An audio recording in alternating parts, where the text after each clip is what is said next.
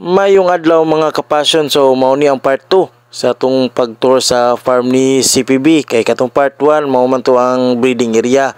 So mao ni ang cord area pagkanindot gid ba. So gapo kaayo ang pagkapwesto sa farm ni Kong. So karon mo sinahinay na tagpadagan sa tong motor pasulod sa ilang farm kay medyo layo man tong range, kailangan nato magmotor.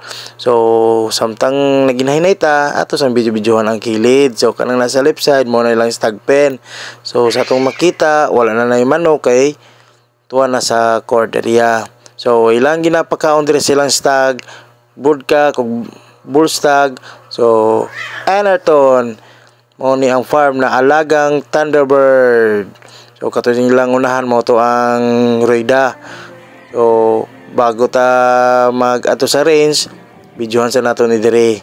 So pagkanindo to na nagoy durian amot unsa nang kahuyan, nakalimot lang ko unsay pangalan ana.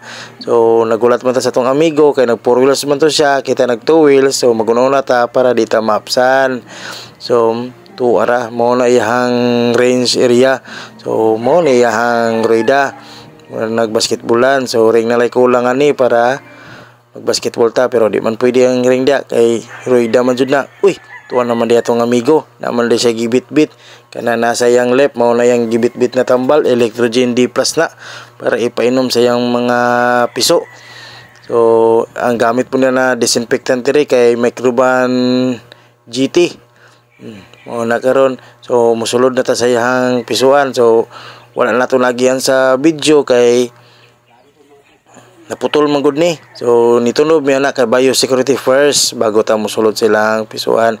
So bago siya nagtan-aw sa piso, iya sang giistoryahan yang tao kung unsay nagakahitabo jud sa mga piso. So mao ra to, dapat mag-selfie ta sa iya ha. So mao ra to, alagang Thunderbird pason sa tagumpay. Bye-bye.